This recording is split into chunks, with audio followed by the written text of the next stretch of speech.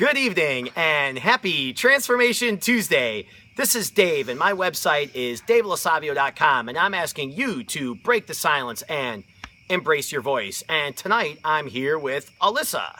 Alyssa, ampjourney.com, holistic health and lifestyle coach. Yeah. And we've got some cool stuff to talk about tonight. You gotta love the background scenery. I don't know if you can hear the crickets out there, but it's the end of summer in the Chicagoland area, and we're embracing the fall as we both... Yeah. So tonight we are talking about authenticity. And you can either choose to be authentic or not be authentic. Naturally, you want to do what's best for you and best for the people around you. So what choice are you going to make today? We decided, actually Alyssa decided earlier this week because she likes to be in control of everything. So she decided earlier this week that we should ask each other a couple questions, and that's what we're going to do. Yep. You want to start? Sure. Cool. So, Dave. Dave! Yeah. How do you know when you are being authentic? What do you see, hear, and feel? How do I know when I'm being authentic? When I'm being authentic, I am in a flow state. I'm not thinking of what I'm going to say. My tone goes up and down, my pitch, my cadence. I get into more of a super energy rich state because I'm really tapping into my system. I'm very, very present in the conversation when I am authentic. And sometimes I can tell by the reactions Or lack thereof. of other people when I say something that, was a little bit vulnerable or a little bit kind of odd and maybe a little bit embarrassing to me. So it feels good to be authentic. It feels good not to have to put up a barrier, peel off layers, and really just express yourself fully without having to put up any barriers. That's how I know when I'm being authentic. I love that. Yeah. Thank you. Thank you for asking. All right. So my first question for Alyssa over here is, what can I do to earn more of your trust? Or what can people do to earn more of your trust? And I'm going to give props to that question for my coach, Ben. Love you, brother. This is a very powerful question I've asked people, and I've been wanting to ask you this.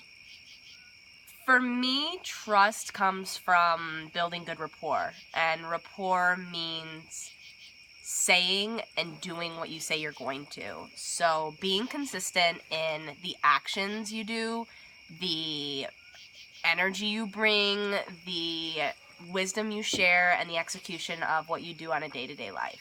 What about being picked up on time if you're going out on a date? Yes. That helps? 5 minutes early, please. Oh, really? Yeah. What if someone's 10 minutes late? You don't give them like a plus or minus 10 minutes? That's definitely a minus. That's definitely a minus. Remember that one. So, when I asked people this question recently, what can I do to earn more of your trust? What was happening was life-changing experiences. People were coming back to me where I thought I was doing pretty well on this whole personal development journey, and I'm doing so much better than I was a couple years ago. No. Fucking Epic Dave is awesome. And I realized that these people put me back in my place. And I got some really, really powerful answers from coworkers, from friends, and from family. So I highly recommend asking people that you love and care about in your life, hey, how can I earn more of your trust? And really be present when they answer the question, either on the spot or at a later time. Great. Cool. So, in order to be living from a place of authenticity, Okay. 24/7, Okay. what might you have to let go of in order to have this outcome? I know this one. Okay. I studied this one. And I'm going to thank my crew at Epic Impact for this one again also. I think the main thing to live authentically throughout the day, each and every day, is to let go of outcome dependency.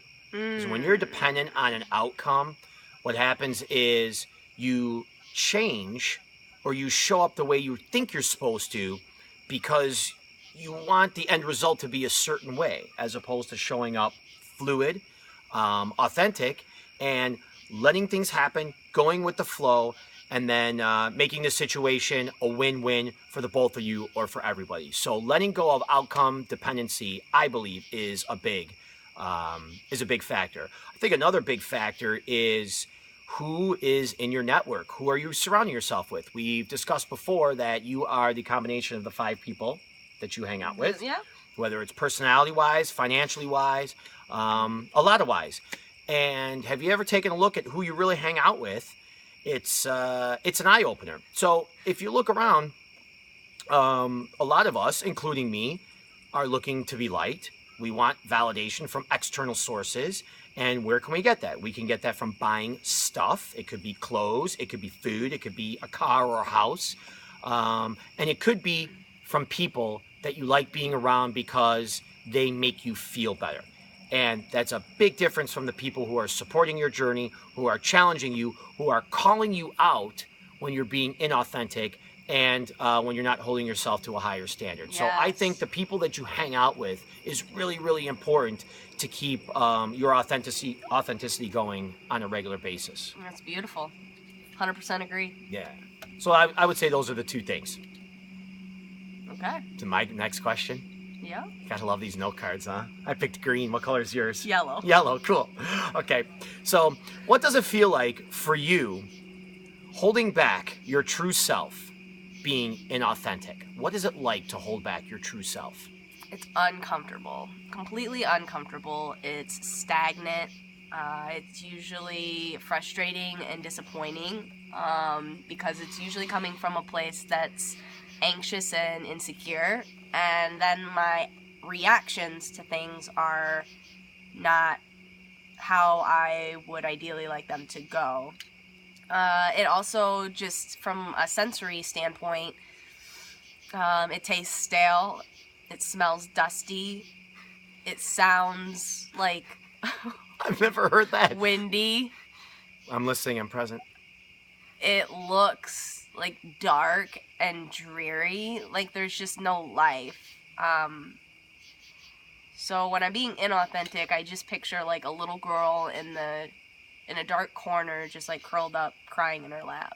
Aw, that was a really intense picture you painted for us there.